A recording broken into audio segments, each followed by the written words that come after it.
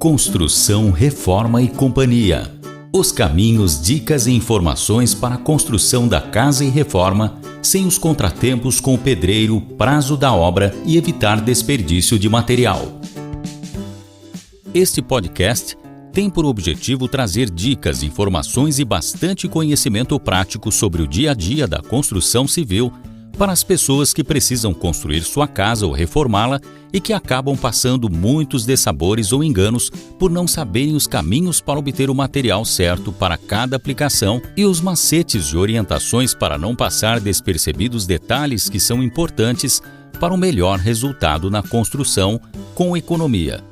Neste podcast, você vai encontrar consultas e entrevistas a vários especialistas, prestadores de serviço e fornecedores ligados à construção para te auxiliar no acompanhamento da sua obra. Apresentação: Alberto Lopes. Olá, meu amigo e minha amiga, este é o episódio 11 do Construção, Reforma e Companhia, mais um episódio de nosso podcast já em janeiro de 2021. Neste episódio, temos a entrevista com o tecnólogo Rogério de Oliveira, especialista da área de elétrica e hidráulica da empresa Junção Engenharia. Ele vai nos trazer várias informações importantes sobre o planejamento da parte elétrica e hidráulica. Conforme temos falado neste podcast, meu amigo e minha amiga, o planejamento é essencial para evitar desperdícios de material e o encarecimento da obra. Há vários detalhes que precisam ser observados nas instalações elétricas da casa. Os canos e conexões mais apropriados e as ligações adequadas para que a pressão da água chegue com eficiência ao chuveiro e torneiras. As instalações elétricas com pontos de luz e tomadas bem distribuídos e fios e disjuntores que atendam à demanda da casa. Vamos então conversar um pouco com o tecnólogo Rogério. Olá, Rogério, tudo bem? Tudo bem, é um prazer estar conversando contigo. Agradeço pela participação e estamos aqui à disposição para qualquer dúvida, né? É uma satisfação para nós aqui do Construção, Reforma e Companhia também receber você aqui. Muito obrigado. Rogério de Oliveira é o seu nome, né? Exatamente. E você atua há bastante tempo nessa área de elétrica e hidráulica, Rogério? Sim, Alberto, eu estou atuando há 26 anos, né? Comecei em 1995 e esse ano completa-se 26 anos de profissão. Certo, 26 anos de profissão que você tem então atuando aí nessa área de elétrica e hidráulica. Mas a sua especialidade é mais hidráulica ou mais elétrica ou você atua nas duas? Como é que é? Atuamos nas duas áreas, né? A parte de projetos complementares, que nós chamamos que é a parte de instalações, obviamente temos profissionais que atuam na hidráulica e profissionais que atuam na elétrica. Porém, eu me especializei nas duas áreas, então a gente atua nas duas áreas, praticamente todo o nosso know-how aqui de projetos é sempre nas duas áreas. E falando agora sobre a parte elétrica e hidráulica, Rogério, antes de pensar em começar a fazer as ligações, com que precisamos ter atenção? O projeto hidráulico e elétrico são indispensáveis na construção da casa? O pedreiro, o eletricista e o encanador conseguem fazer essas instalações sem ter um projeto, um planejamento? Como que é isso?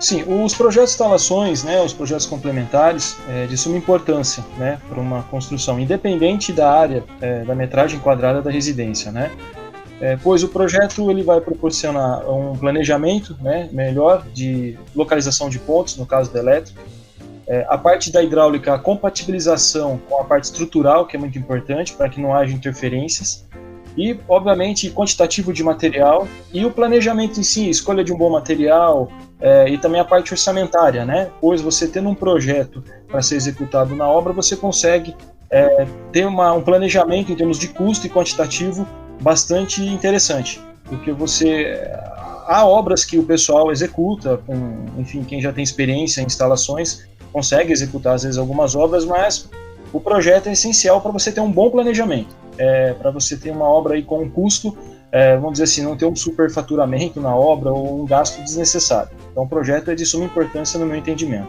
O planejamento é tudo, né? Isso que a gente tem falado aqui no podcast.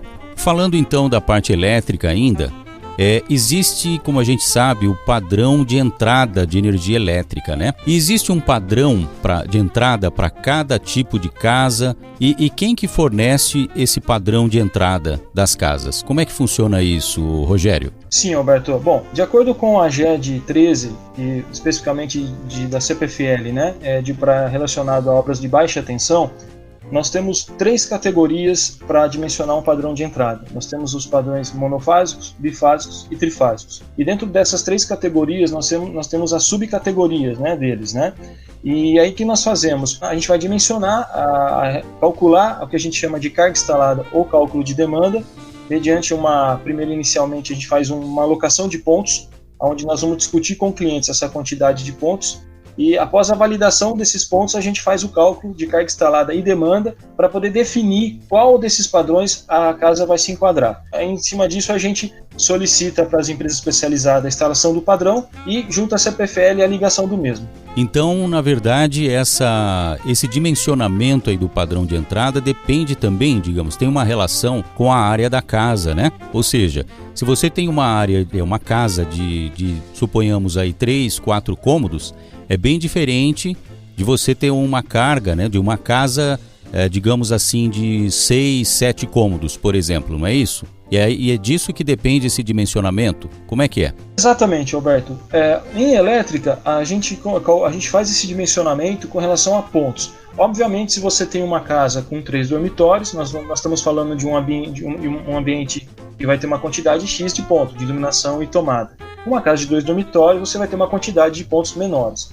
Então, em cima dessa quantidade de pontos de definição, de ponto de tomada, de iluminação, de equipamentos específicos, que a gente vai definir o nosso padrão para aquela residência. Então, é em cima desse cálculo que nós começamos o nosso planejamento para direcionar e definir o padrão de entrada. Porque existem algumas questões sobre o padrão de entrada, como, por exemplo, a partir de uma determinada carga, parece que tem que ter uma responsabilidade técnica que envolve alguns custos adicionais, né, para que você possa conseguir a aprovação aí da companhia de energia, né? Para estabelecimentos comerciais, acho que tem esse problema, né? Ou para casa também tem, como é que é? Sim, Alberto, é o seguinte, para a linha residencial, especificamente, nós temos, por exemplo, para uma casa num bairro unifamiliar, provavelmente você não vai precisar emitir nenhum tipo de RT, né? Ou TRT, que por causa agora dos técnicos, nós temos a TRT.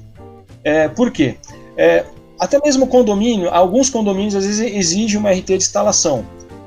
Porque, por exemplo, para um bairro unifamiliar, provavelmente você vai acabar ficando entre as categorias bifásicas ou trifásicas, mas até um determinado padrão, que nós chamamos, por exemplo, da categoria C3, que é para cabo 35 disjuntores de 100 amperes, você não precisa ter nenhum tipo de responsabilidade técnica até esse padrão. Você monta o padrão, a companhia vai e faz a ligação. Acima desse padrão, ou seja, acima dessa categoria, que é acima de disjuntores de 100 amperes, você precisa sim de uma RT de instalação, e nós temos um limite em baixa tensão, que é até 76 kVA de demanda, que aí você precisa de um projeto de entrada, que é uma coisa mais complexa. Porém, para condomínios, por exemplo, residenciais, geralmente o condomínio ele já tem um projeto aprovado junto à companhia, né? E dentro desse projeto, mesmo que você não tenha as residências, foi já especificado uma demanda, ou seja, um padrão para cada lote, já com uma carga pré-definida. Então, às vezes, se você vai construir uma casa e passar desse padrão que foi pré-definido nesse projeto geral do condomínio, a CPFL pede para que você tenha um responsável técnico, porque para a CPFL vai estar sendo considerado um acréscimo de demanda, ou um acréscimo de carga, né? Então, nessas situações específicas, há necessidade sim de uma RT de responsabilidade pela instalação do padrão. Entendi. Mas aí no caso, por exemplo, se você vai construir uma casa, né, num terreno que exista já uma casa no terreno. Então você vai construir uma nova casa ali e de repente dentro dessa nova casa você coloca uma sala comercial, digamos assim. E nesses casos é interessante você estar dividindo a medição para cada uma dessas unidades, né? Uma, suponhamos, para essa casa já existente, uma para casa nova e a outra para essa sala comercial, por exemplo, que de repente o dono decide alugar, né, para alguma atividade comercial, alguma coisa. Nesse sentido que eu digo, como que funciona essa divisão de medições, entendeu?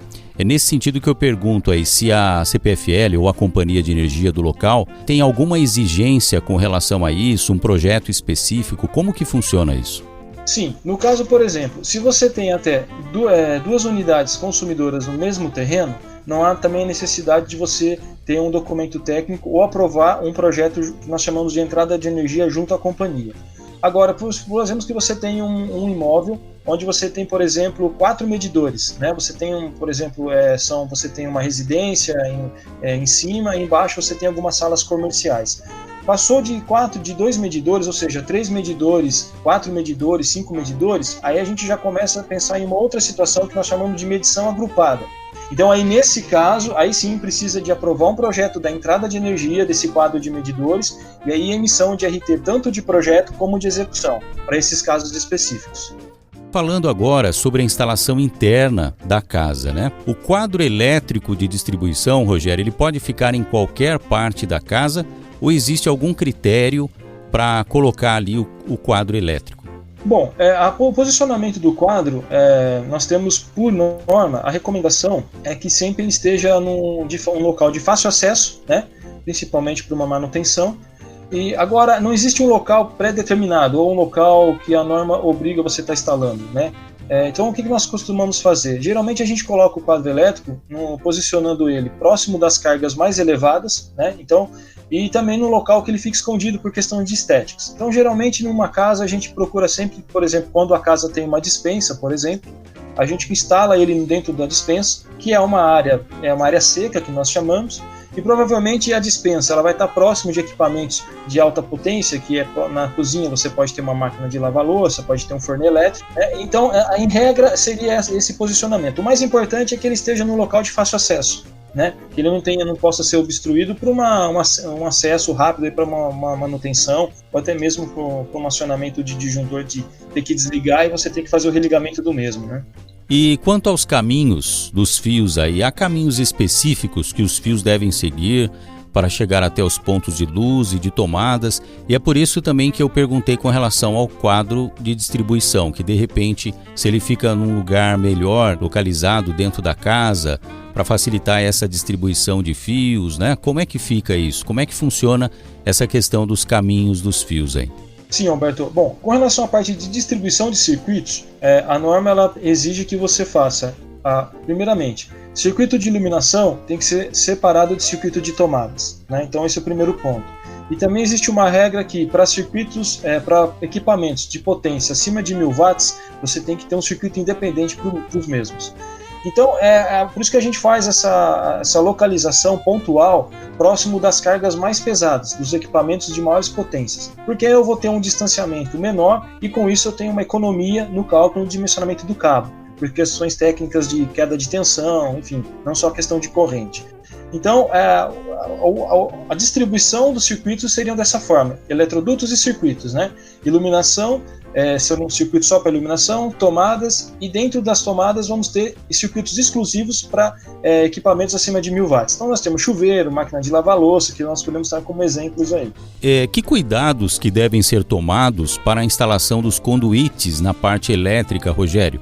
Na construção de minha casa, por exemplo, teve vários casos de conduítes obstruídos, né, depois que terminou a parte da construção da alvenaria, né? Isso deu um trabalho a mais para o eletricista para fazer as instalações. O que você acha disso? Tem alguma recomendação para que na colocação dos conduítes, como que é? Sim, Alberto, é muito importante na hora da execução, nós temos, por exemplo, nós temos eletrodutos, né, apropriados para ser utilizado em laje e eletrodutos apropriados para ser usado em parede. Então, quando nós estamos falando, por exemplo, eletrodutos em laje, na hora de armar esses eletrodutos antes da concretagem da laje, existem algumas técnicas que você distribui esses eletrodutos para que na hora da concretagem, por exemplo, de uma laje, você na hora que está lá fazendo a concretagem, você, por uma questão de acidente, enfim, sem querer, você pise nesse eletroduto e acaba amassando o mesmo, né? Porque você tem uma malha em cima dele, enfim, toda a parte estrutural. Então, tem que ter esses cuidados na hora da concretagem, principalmente, né? E utilizar o eletroduto correto. Então, por exemplo, hoje no mercado nós temos o eletroduto laranja, né? Da cor laranja, é um eletroduto reforçado. Esse eletroduto ele é mais indicado para você estar utilizando em laje. E na parede você tem o eletroduto da cor amarela, que é aquele flexível que tem uma espessura de parede menor, por isso ele é mais recomendado para utilização somente em paredes.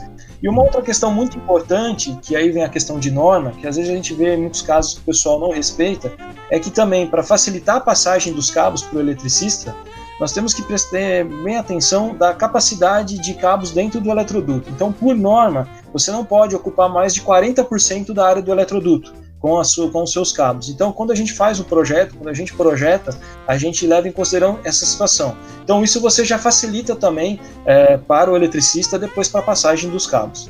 Entendi. Porque na construção da minha casa eu lembro que houve esse problema aí, que na verdade acho que não foi respeitada essa situação no primeiro momento aí, que poderia ocupar no máximo 40% da capacidade do eletroduto e acabou ficando meio estrangulado um dos conduítes principais, né? Então aí teve que ser refeita essa parte aí, né? O eletricista acabou optando por distribuir melhor os fios para que não ficasse tão concentrados nesse eixo central ali, porque justamente tem essa questão aí da recomendação aí de não ocupar mais de 40% da capacidade, né, do eletroduto. Sim, é muito importante, por isso que aí a gente acaba sempre batendo na tecla, né, do projeto, né, independente da metragem de uma casa. A gente sabe que em muitos empreendimentos, em muitas obras residenciais de áreas menores, enfim, o pessoal acaba até por uma questão de não querer gastar, economizar a questão do projeto, mas aí o que a gente sempre insiste para o pessoal, que independente da área da sua residência que você vá construir, o projeto é de suma importância, até por causa desses pequenos detalhes, né? Porque depois de concretado, embutido esses eletrodutos, para você refazer, para você poder passar os cabos, vai dar um trabalho a mais, o eletricista ou o empreiteiro vai te cobrar um valor a mais para fazer esse retrabalho, então por isso a importância de um projeto para qualquer tipo de residência. E hoje um diferencial das instalações elétricas, Rogério, são as ligações de aterramento. As tomadas hoje têm o pino central, né? Qual o motivo disso e que importância isso tem para a parte elétrica? Bom, Alberto, a questão do aterramento, o aterramento ele tem duas situações, né? Você tem o aterramento funcional e você tem o aterramento de proteção. O aterramento funcional é aquele aterramento que você faz na entrada de energia, onde você aterra o neutro. Até muita gente acha que por o neutro estar aterrado eu posso usar o neutro como terra. Não é essa a situação. A questão de você aterrar o neutro na entrada de energia é justamente para que você mantenha ele nulo, né? Porque nós temos, com relação à distribuição da energia elétrica pela rede, como as cargas não são balanceadas, né? Então você pode ocorrer alguma corrente por ele. Então quando chega para entrar dentro ou vindo da sua residência, então com isso o aterramento ali funcional é simplesmente para deixar o neutro nulo. Então essa é uma situação. Agora, nós temos o aterramento de proteção, que é o próprio aterramento dentro de uma instalação elétrica, que é aquele terceiro pino, né? Então ele é de suma importância, né? Para evitar choques elétricos, né? Para você ter uma instalação bem equilibrada. Então a questão mesmo dentro de uma residência é a questão de proteção. Então é de suma importância o aterramento de proteção. Sabemos que antes os projetos não tinham essa questão de aterramento, né? Até porque o pessoal achava que o aterramento funcional da entrada já servia como um aterramento de proteção, e ao longo do tempo foi modificando essa situação, e hoje é de suma importância você ter o aterramento de proteção. Bom, e agora falando da parte hidráulica da casa, né? O que precisa ser pensado na parte hidráulica da casa? Os canos de água podem passar por qualquer parede, Rogério? E os canos de esgoto podem passar por qualquer lugar embaixo da casa? O que nós fazemos com relação à hidráulica? Na hidráulica você tem que tomar um cuidado, quando nós vamos elaborar um projeto hidráulico, nós temos trabalhar junto com um projeto de estrutura. Então sempre que nós vamos desenvolver um projeto hidráulico, a gente solicita para o cliente, se ele contratou um profissional para fazer o projeto estrutural, que ele passe para nós o projeto estrutural. Por quê? Dentro do projeto estrutural nós vamos ter a localização das vigas, posicionamento de pilares, e em cima desse projeto de estrutura que nós vamos desenvolver o hidráulico. Porque você não pode simplesmente pegar uma tubulação de esgoto, por exemplo, que é de 100 milímetros, né, em uma residência, e você furar uma viga. Existe um ponto certo na viga que pode ser furado para passar de uma parede para outra, por exemplo, de um ambiente para um outro. Porém, é de suma importância na hora de desenvolver o hidráulico você ter o estrutural em mãos, para que você não possa interferir na estrutura. E há recomendações para que as torneiras de chuveiro tenham fluxo de água com pressão adequada? Porque assim, existem situações em que, por exemplo, o chuveiro pode acontecer da estrutura, né, específica de uma casa, a caixa d'água ficar num local um pouco deslocado, né? Nesse caso, pode acontecer de haver uma falta de pressão no chuveiro, né, no vaso sanitário, alguma coisa assim. Como que deve ser esse projeto, esse planejamento para evitar esse tipo de problema de falta de pressão aí nas torneiras ou em algumas partes aí da casa? Sim, quando nós vamos desenvolver o projeto de água fria, né, ou até o projeto de água fria e água quente, o detalhe importante é a origem da água, né, ou seja, nós chamamos da montante. E nós podemos considerar um ponto de utilização como a jusante, tá? Então, primeira recomendação é você ter a base da caixa d'água, ela tem que ter uma altura elevada, por exemplo, de 1 metro. Porque é o seguinte, por norma, você tem que ter em qualquer ponto da sua instalação meio MCA de pressão, em qualquer ponto da sua instalação. Porém, existe, por norma também, por exemplo, um chuveiro, você tem que ter 1 MCA de pressão para ele estar funcionando. Tá? O MCA é metro de coluna d'água. Então, para a gente poder conseguir essa pressão no chuveiro, para você ter uma utilização confortável, nós temos que primeiro trabalhar na hora da instalação da caixa d'água com a altura correta. Então, para uma residência, dependendo da área, obviamente, você tem que elevar essa altura da caixa d'água, ou seja, a base da caixa d'água, e com isso a gente vai fazer uns cálculos de perda de carga para vir dimensionando as tubulações. Então, principalmente ter uma altura correta da caixa d'água, para começar você ter uma pressão na montante considerável, e em cima disso nós vamos vir calculando as perdas de carga ao longo de todo o trecho da tubulação e vir dimensionando para cada trecho o diâmetro correto das tubulações para que a perda de carga seja mínima, para que você garanta a pressão suficiente nos pontos de utilização. Mas e a posição da caixa d'água na casa? Historicamente, eu sei que as caixas d'água normalmente são instaladas em cima do banheiro, por exemplo, né? Mas existem situações, como foi o caso da minha casa, em que a caixa d'água ela não pôde ficar em cima do banheiro, até porque houve uma etapa, né, de construção antes e não foi possível, né, colocar a caixa d'água em cima do banheiro. Como que é feito nesses casos? Isso atrapalha também a pressão, a distribuição? Como é que é? Sim, geralmente quando você pega uma obra nova, uma construção, você posiciona junto com o arquiteto, a gente acaba até discutindo junto com o arquiteto, o posicionamento para facilitar essa questão de pressão da caixa d'água. Às vezes você pega uma situação que já existe um ponto, não dá para deslocar mesmo. Então o que nós fazemos? Existem hoje no mercado o que nós chamamos de pressurizadores, né? Então você tem pressurizadores aí que são instalados na saída da caixa d'água, da rede de água fria, onde eles vão fazer um aumento da pressão e fazendo com que você aí tenha uma pressão confortável em toda a residência. Isso para casos que não tem como deslocar a caixa d'água. Agora, em obras novas, em projetos que estão se iniciando, a gente estuda junto com o arquiteto o melhor posicionamento da caixa d'água, tanto para a parte estética, como também principalmente para a parte hidráulica em relação à vazão e pressão nos pontos. Agora a questão do esgoto. Para o esgoto é recomendado o uso de caixas de passagem? As conexões elas podem ser feitas com cotovelos de 90 graus, Rogério? Ou há casos em que é melhor que os canos de esgoto sejam conectados na diagonal? Bom, Alberto, por norma, sempre quando nós falamos de esgoto, você tem que usar conexões de 45 graus. Mesmo que você tenha um tubo de queda, né, em que você está vindo na horizontal e você tenha que fazer uma conexão para descer a prumada, que nós chamamos, é interessante sempre fazer com 45 graus, para evitar entupimentos, enfim. Então a recomendação é sempre 45 graus. Às vezes você tem as famosas caixas de inspeção de alvenaria, que eram muito utilizadas antes, né? Coisa que hoje a gente não utiliza. Hoje nos projetos e nessas obras mais recentes, nós trabalhamos com as próprias peças de inspeção. Então, para instalar essas peças de inspeção, necessariamente, quando você tem uma mudança de direção da tubulação, sempre trabalhar com 45 graus. E quanto à caixa de gordura, qual que é a importância da caixa de gordura dentro de uma casa, Rogério? Bom, a caixa de gordura ela é de suma importância, né? Se nós pegarmos aqui a nossa área de Sanasa, por exemplo, é exigido sempre caixa de gordura, para retenção da gordura, propriamente dito, né? Isso facilita com que você tenha a retenção da gordura para você fazer a limpeza periódica e que vá realmente para a rede pública somente o líquido, né? Ou pequenos resíduos. Então isso é de suma importância. E dentro da norma de esgoto, né, que é 8160, nós temos as especificações dos volumes de caixa de gordura. Então, para uma linha residencial, você tem lá a caixa de gordura pequena, que nós falamos, que é até 18 litros, e temos a caixa de gordura simples, que é 31 litros. Então, para uma linha residencial, a gente vai acabar ficando nesses dois volumes. Mas é de suma importância para a rede, para a própria concessionária, né, de abastecimento e esgotamento, que seria a Sanasa no caso, e é exigido isso na vistoria do ABITS. Então é de suma importância você ter uma caixa de gordura. E tem alguma posição específica que deva ficar essa caixa de gordura, ou ela pode ficar em qualquer lugar? Como é que é isso, Rogério?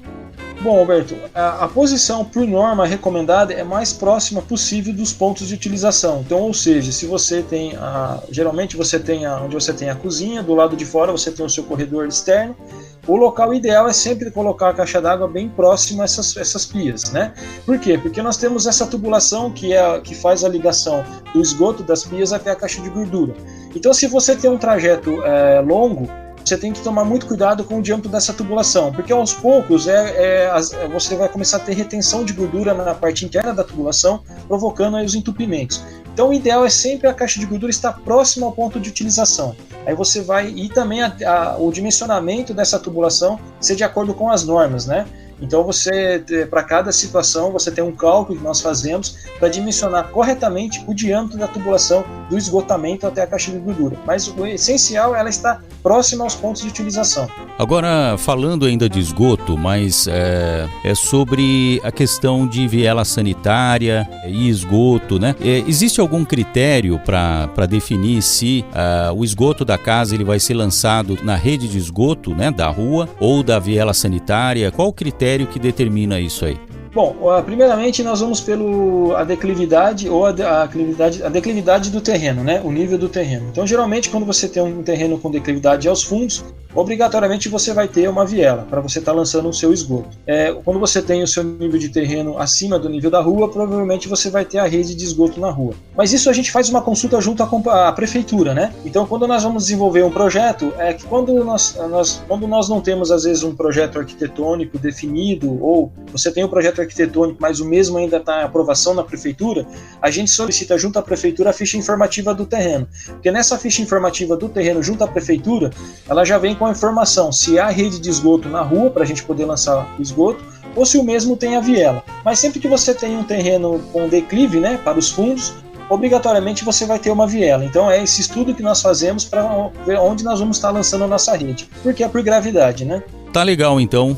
Agradeço aí, Rogério, pelas suas informações, né? E agora, aquele momento que a gente gostaria de saber aí os seus contatos, né? Os nossos ouvintes terem aí os seus contatos para que, caso tenha alguma dúvida, precisem esclarecer aí alguma coisa, entre em contato com você. Você tem algum canal no YouTube? Você tem e-mail? Tem WhatsApp? Sim, o meu contato direto é através do nosso e-mail, né? Que é juncãoeng@hotmail.com.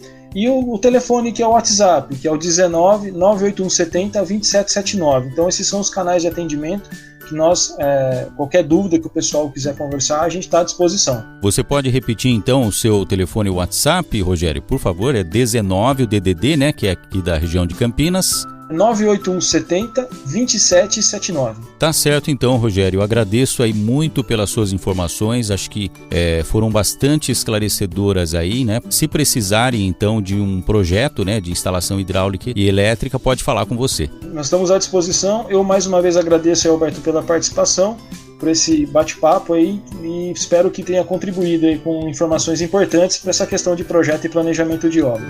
E se você gostou deste conteúdo, dê o seu like em nossa página e compartilhe com as pessoas que precisam das dicas de nosso podcast Construção, Reforma e Companhia. Para sugestões e dúvidas, entre em contato com nossa produção pelo e-mail construcalreformaecia@infostudiobrasil.com ou então pelo telefone WhatsApp 19 3229 0323. Muito obrigado pela sua atenção e até o próximo episódio.